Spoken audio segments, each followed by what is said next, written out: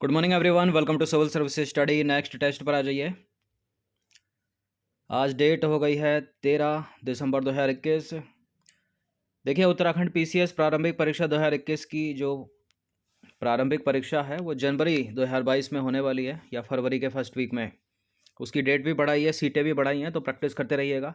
इस test series के GS के प्रश्नों से भी आप प्रैक्टिस कर सकते हैं उसकी। तो चलिए स्टार्ट करते हैं। क्वेश्चन नंबर 1 का आंसर करिए। तो सिंगरौली जल विद्युत परियोजना कहाँ पर स्थित है? इंपॉर्टेंट है, एग्जाम में पूछते हैं इसको। सिंगरौली जल विद्युत परियोजना है उत्तर प्रदेश में, ऑप्शन नंबर डी। तो सिंगरौली जल विद्युत परियोजना जो है उत्तर प्रदेश के सोनभद्र डिस्ट्रिक्ट में है। नंबर 2 पर आ जाइए। देश में निम्नलिखित में से कितने एग्रो इकोलॉजिकल क्षेत्र हैं? 15, 17, 18, 20। देश में एग्रो इकोलॉजिकल क्षेत्र की जो संख्या है वो है 20। तो नेशनल ब्यूरो ऑफ सॉइल सर्वे के अनुसार भारत को 20 कृषि पारिस्थितिक क्षेत्र और 60 कृषि पारिस्थितिक उप क्षेत्र में विभाजित किया गया है।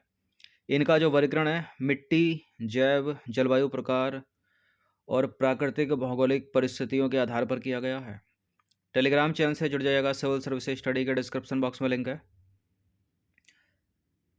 क्वेश्चन नंबर 3 पर आ जाइए।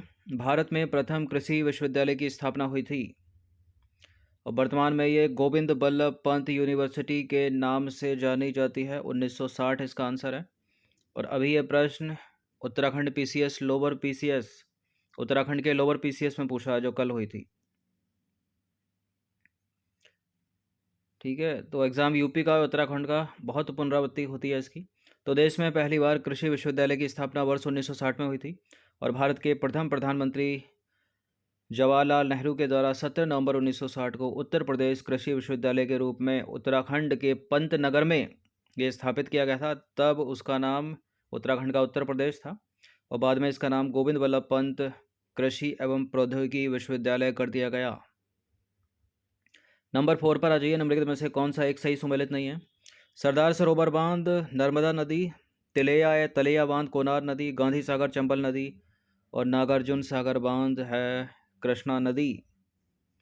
देखिए, नागार्जुन सागर बांध कृष्णा नदी आंध्र प्रदेश में सही है। गांधी सागर बांध चंबल नदी सही है। सरदार सरोवर नर्मदा नदी सही है। तलैया या तिलैया जो है वो बराकर नदी पर है झारखंड में, कोनार नदी पर नहीं है। तो तिलैया अथवा तलैया बांध जो है झारखंड राज्य के कोडरमा डिस्ट्रिक्ट में स्थित है, बराकर रिवर पर अवस्थित है। बराक नहीं है, बराकर है। कोनार नदी पर कोनार बांध है। ठीक है, कोनार बांध कहाँ पर है? कोनार नदी पर, झारखंड के हजारीबाग डिस्ट्रिक्ट में। क्वेश्चन नंबर 5 पर आ जाइए। राष्ट्रीय केला अनुसंधान केंद्र निम्नलिखित में से कहाँ स्थित है? अगर सीधे शहर ना देकर स्टेट भी दे सकता है तो तमिलनाडु में है ये, तमिलनाडु के त्रिची में, याद रखिएगा। तो केला अनुसंधान केंद्र जो है वो तमिलनाडु के त्रिची में है और 21 अगस्त 1993 को भारतीय कृषि अनुसंधान परिषद द्वारा एक मिशन मोड एवं अनुसंधान केंद्र के रूप में स्थापित किया गया है। और यह केंद्र जो है केला के उत्पादन में वृद्धि के लिए फसल सुधार, फसल उत्पादन एवं फसल संरक्षण पर काम करता है। नंबर 6 पर आ जाइए। प्रमाणित बीज के थैले पर प्रयोग किए जाने वाले टैग का रंग कौन सा बताइए? नीला, बैंगनी, सफ़ेद या सुनहरा पीला? प्रमाणित बीज के थैलों पर जिस रंग के टैग का प्रयोग किया जाता है वो है नीले रंग का टैग। तो प्रमाणित बीज के थैले पर नीले रंग के टैग का प्रयोग किया जाता है और आधार बीज के थैले पर सफ़ेद रंग का प्रयोग किया जाता है और प्रजनक बीज के थैलों पर जो है सुनहरे पीले रंग का प्रयोग किया जाता है। नंबर 7 पर आ जाइए। पश्चिमी हिमालय की शीतोष्ण पेटी में निम्नलिखित में से एक वृक्ष का बाहुल्य है, बताइए? चीड़ या देवदार, सिल्वर फर या नीला पाइन? एलिमिनेट करें। देखिए, नीला पाइन नहीं है, सिल्वर फल नहीं है, बाहुल्य की बात हो रही है। देवदार इसका आंसर है, ऑप्शन नंबर बी। तो पश्चिमी हिमालय की शीतोष्ण कटिबंधीय वन पेटी में देवदार वृक्ष का बाहुल्य है और इस पेटी में शीतोष्ण कटिबंधीय वनों का विस्तार मिलता है। क्वेश्चन नंबर 8 पर आ जाइए। हरि के बैराज निम्नलिखित में से किन नदियों के संगम पर स्थित है? इंपॉर्टेंट है प्रश्न। हरि के बैराज, देखिए, एक सतलज, अब दूसरा बताइए क्या है? एक सतलज है, दूसरी है व्यास। ठीक है, ऑप्शन नंबर डी हो गया इसका आंसर। एक चीज़ और इम्पोर्टेंट है, ये जो नदियां हैं इनके प्राचीनतम नाम भी एग्जाम में पूछ ले जाते हैं, मैच वैच करने के लिए देता है। जैसे कि व्यास का बिपाशा है, रावी का परूषणी है, ठीक है, सतलज का सतुद्री है, और चिनाब का आस्कनी है, याद रखिएगा, और झेलम का है वितस्ता। सरस्वती किसका नाम था प्राचीन? घग्गर का। तो इंदिरा गांधी नहर का उद्गम हरि के बैराज के निकट व्यास एवं सतलज नदी के संगम से होता है, और इस नहर से पश्चिमी राजस्थान के गंगानगर, बीकानेर, जोधपुर और जैसलमेर जिले की मुख्य रूप से सिंचाई की जाती है। क्वेश्चन नंबर 9 पर आ जाइए। कालागढ़ डैम निम्नलिखित में से किस नदी पर बना हुआ है? कालागढ़ डैम बताइए, बताइए, शारदा या फिर रामगंगा? कालागढ़ डैम है रामगंगा नदी पर। तो कालागढ़ डैम का निर्माण रामगंगा नदी पर किया गया है। इसकी ऊंचाई कितनी है? 128 मीटर, और इसकी लंबाई है 715 मीटर। 10वां प्रश्न है स्टेटमेंट वाला। दो स्टेटमेंट है यहाँ पर, बताने के इनमें से कौन सा करेक्ट है? रिहंद बांध सोन नदी की एक सहायक नदी पर है, और तुंगभद्रा परियोजना आंध्र प्रदेश और कर्नाटक का संयुक्त उपक्रम है। क्या दोनों बातें सत्य हैं, दोनों बातें गलत हैं? देखिए, रिहंद बांध जो है वो सोन नदी की सहायक नदी पर बना है, करेक्ट है। और तुंगभद्रा परियोजना आंध्र प्रदेश और कर्नाटक की संयुक्त परियोजना है। दोनों के दोनों स्टेटमेंट करेक्ट हैं, सी है इसका आंसर। तो दोनों के दोनों करेक्ट हैं। रिहंद बांध जो है वो सोन नदी की एक सहायक नदी रिहंद पर ही स्थित है। और सोन किसकी सहायक नदी है? गंगा की। तुंगभद्रा परियोजना तुंगभद्रा नदी पर है, और ये आंध्र प्रदेश और कर्नाटक का एक संयुक्त परियोजना है। मैच करने के लिए पूछते हैं कि तुंगभद्रा परियोजना कौन सी नदी पर? तो तुंगभद्रा नदी पर ही। रिहंद सहायक नदी किसकी? सोन की। सोन किसकी? गंगा की। नंबर 11 पर आ जाइए। भारत में मानसून की उत्पत्ति निम्नलिखित में से निम्नलिखित पवनों द्वारा होती है। क्वेश्चन मार्क की तो आवश्यकता है नहीं इसमें। तो दक्षिण पश्चिमी होगा इसका उत्तर। किधर गया? दक्षिण पश्चिम पवन, ऑप्शन नंबर ए। तो देखिए, भारत में मानसून की उत्पत्ति दक्षिण पश्चिमी पवन द्वारा होती है, और भारत में कुल वर्षा का अधिकांश भाग दक्षिण पश्चिमी मानसून से प्राप्त होता है। भारत में मानसून पवनों का प्रवेश केरल राज्य से दक्षिण पश्चिमी मानसून पवन के रूप में होता है। ठीक है, 1 जून को केरल के तट पर विस्फोट होता है, छोटी क्लास में पढ़ा होगा, मानसून का प्रस्फुटन। क्वेश्चन नंबर 12 पर आ जाइए। निम्नलिखित में से किस जिले में मार मृदा पाई जाती है? मार मृदा। मार मृदा उत्तर प्रदेश के किस जिले में है? यह है बुंदेलखंड का एरिया, मतलब झांसी, इसका उत्तर होगा डी। देखिए, बुंदेलखंड क्षेत्र में पाई जाने वाली मिट्टियों में जो है दो व्यापक श्रेणियों में बांटा जाता है उनको। एक तो काली मिट्टी होगी, दूसरी लाल मिट्टी होगी। काली मिट्टी के भी दो भाग हो गए, जिनमें से पहले भाग को कावड़ मिट्टी, दूसरे भाग को बोलते हैं मार मिट्टी। मार मिट्टी पूरे बुंदेलखंड क्षेत्र के झांसी और ललितपुर आदि जिलों में पाई जाती है। और फेवरेट है काली मिट्टी कपास की खेती के लिए। नंबर 13 पर आ जाइए। निम्नलिखित स्थानों पर कहाँ पर आर्द्र जलवायु का अनुभव होता है? आर्द्र जलवायु मतलब ह्यूमिड, मतलब जहाँ वर्षा अधिक होगी तो आर्द्रता तो होगी।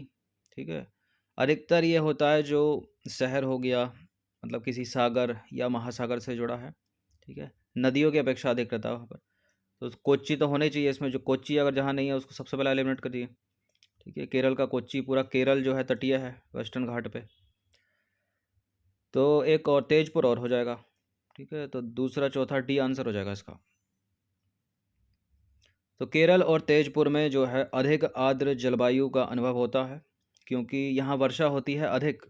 कोच्चि में 3228 मिलीमीटर वर्षा होती है, तेजपुर में होती है लगभग 1600 मिलीमीटर वर्षा। जबकि अहमदाबाद की बात करें तो 800 मिलीमीटर वर्षा होती है, साबरमती की नदी के किनारे है अहमदाबाद। ठीक है, और लुधियाना में जो है लगभग 730 मिलीमीटर वर्षा होती है। तो इन दोनों की अपेक्षा आधी हो गई, तेजपुर है और कोच्चि की अपेक्षा। ठीक है, तो ज़्यादा ह्यूमिड कोच्चि, तेजपुर हो गए। तो स्पष्ट है कि कोच्चि और तेजपुर में अन्य दोनों की अपेक्षा अधिक वर्षा होती है, तो सही उत्तर होगा डी। एक प्रपात है चित्रकोट प्रपात, निम्नलिखित में से किस नदी पर स्थित है? चित्रकोट प्रपात बताइए किस नदी पर है? अब बताइए क्या है इसका आंसर? इंद्रावती। तो चित्रकोट प्रपात जो है छत्तीसगढ़ के बस्तर डिस्ट्रिक्ट में इंद्रावती नदी पर स्थित है। इसकी ऊंचाई कितनी है? 90 फीट। क्वेश्चन नंबर 15 पर आ जाइए। बेतवा नदी निम्नलिखित में से किस नदी की सहायक नदी है? बेतवा नदी एक माता टीला बांध है, अभी लोअर पीसीएस में पूछा उत्तराखंड में माता टीला बांध इसी बेतवा नदी पर स्थित है वो। तो केन हो गई, बेतवा हो गई, ठीक है, ये यमुना की सहायक नदी हैं। तो विकल्प में दी गई नदियों में सोन जो है वो गंगा की सहायक नदी है, ठीक है। बाकी केन, बेतवा बड़ी इंपॉर्टेंट है ये, और चंबल ये यमुना की सहायक नदियाँ, याद रखिएगा। नंबर 16 पर आ जाइए। भारत में अधिकांश पेट्रोलियम पदार्थ किस युग की सेल संरचनाओं में पाया जाता है? इंपॉर्टेंट है प्रश्न ये। पेट्रोलियम पदार्थ की बात हो रही है। एक प्रश्न कोयले को लेकर पूछते हैं तो गोंडवाना सेल में तो कोयले के भंडार हैं। बाकी पेट्रोलियम पदार्थ जो है वो है टर्शरी युग की सेल संरचनाओं में। तो भारत में अधिकांश पेट्रोलियम की उपस्थिति टर्सरी युग की सेल संरचनाओं के अपनति और भ्रंश ट्रैप में पाई जाती है। क्वेश्चन नंबर 17 पर आ जाइए। ये प्रश्न बड़ा इंपॉर्टेंट है। निम्नलिखित में से कौन से ऊर्जा के परंपरागत स्रोत हैं? तो परंपरागत स्रोत हो गए, एक इसके विपरीत होते हैं गैर परंपरागत स्रोत, मतलब कन्वेंशनल सोर्स ऑफ एनर्जी और non conventional source of energy. अधिकतर 1 से 2 से 3 इसमें मिल जाए, इसलिए स्टेटमेंट बनाकर ही पूछे जाते हैं प्रश्न, वरना ABCD करके ही पूछ लेते हैं एग्जामिनर। तो ऊर्जा के परंपरागत स्रोत मतलब जो अनादिकाल से चले आ रहे हैं, एक दिन ख़त्म हो जाएंगे अगर मनुष्य ने अपने संसाधनों का दोहन इतनी तीव्र गति से ही करता रहा तो पेट्रोलियम जो है ऊर्जा का एक परंपरागत स्रोत है। ताप विद्युत भी एक परंपरागत स्रोत है। एनर्जी ऑफ बायोमास ये एक गैर परंपरागत स्रोत है, और भूतापीय ऊर्जा भी एक गैर परंपरागत स्रोत है। तो 3 को एलिमिनेट कर दीजिए, 4 को एलिमिनेट कर दीजिए, इसका आंसर हो जाएगा केवल 1 और 2 सी। तो देखिए, एक तरफ हैं ऊर्जा के परंपरागत स्रोत और नीचे हैं गैर परंपरागत स्रोत, मतलब लकड़ी का यूज़ अनादिकाल से किया जा रहा है, ठीक है, जब से जीवन की उत्पत्ति हुई और मानव ने खाना पकाना और आग जलाना सीखा तो लकड़ी हो गया, उपले हो गए, कोयला हो गए, पेट्रोलियम हो गया, प्राकृतिक गैस हो गया, जल विद्युत, ताप विद्युत, ये ऊर्जा के परंपरागत स्रोत हैं, कन्वेंशनल सोर्स ऑफ एनर्जी। और गैर परंपरागत स्रोत कौन कौन से हैं? सौर ऊर्जा, पवन ऊर्जा, ज्वारीय ऊर्जा, भूतापीय ऊर्जा, ठीक है, बायोमास और परमाणु ऊर्जा, ये गैर परंपरागत स्रोत हैं। नंबर 18 पर आ जाइए। निम्नलिखित में से कौन सर्वोत्तम गुण वाला कठोर कोयला है? सर्वोत्तम गुण वाला कठोर कोयला, तो जिसमें कार्बन का परसेंटेज सबसे अधिक होता है, इसका उत्तर है एंथ्रेसाइट कोयला। अभी कल उत्तराखंड लोअर पीसीएस में पूछा गया ये प्रश्न। तो एंथ्रेसाइट जो है सर्वोत्तम गुण वाला कठोर कोयला होता है। इसमें कार्बन का जो प्रतिशत होता है वो 80 से 90% होता है। क्वेश्चन नंबर 19 पर आ जाइए। निम्नलिखित कथनों पर विचार करेंगे, 2 स्टेटमेंट के साथ बताइए कौन सा करेक्ट है इनमें। कोयले का निर्माण पादप पदार्थों के लाखों वर्षों तक संपीड़न से हुआ है और वाणिज्यिक प्रयोगों में सर्वाधिक लोकप्रिय कोयला बिटुमिनस कोयला है। बिटुमिनस है, एंथ्रेसाइट है, वाणिज्यिक प्रयोग इंडिकेट करके लिखा है इसने, सर्वाधिक लोकप्रिय बिटुमिनस कोयला है। सही है स्टेटमेंट। बिटुमिनस कोयला जो है वो एंथ्रेसाइट से थोड़ा हल्का निम्न कोटि का कोयला होता है। सर्वोत्तम कोटि जो है एंथ्रेसाइट की होती है। पहला वाला करेक्ट है, दोनों के दोनों सही है, सी है इसका आंसर। तो दोनों के दोनों करेक्ट हैं। कोयले का जो निर्माण हुआ है वो पादप पदार्थों के लाखों वर्षों तक संपीड़न से हुआ है, ठीक है। देखिए, गहराई में दबे तथा अधिक तापमान से प्रभावित कोयले को बिटुमिनस कोयला कहा जाता है और वाणिज्यिक प्रयोगों में यह सर्वाधिक लोकप्रिय है। धातु शोधन में उच्च श्रेणी के बिटुमिनस कोयले का प्रयोग किया जाता है, जिसका कोयले के प्रगलन में विशेष महत्व है। नंबर 20 पर आ जाइए। अंतिम प्रश्न है ये। भारत में किस क्षेत्र में लिग्नाइट कोयले का खनन किया जाता है? इसका उत्तर तमिलनाडु है, ठीक है। लेकिन प्रश्न थोड़ा हल्का सा डीप लेके पूछा है, क्या होगा इसका उत्तर बताइए। देखिए, झरिया झारखंड, बोकारो झारखंड, नेवेली है तमिलनाडु में, ठीक है, डी है इसका आंसर। तो लिग्नाइट कोयले के प्रमुख भंडार जो है तमिलनाडु के नेवेली मिलते हैं, जिनका उपयोग जो है विद्युत उत्पादन करने में किया जाता है। तो 20 प्रश्न थे, इनकी प्रैक्टिस एक बार कर लीजिएगा। धन्यवाद।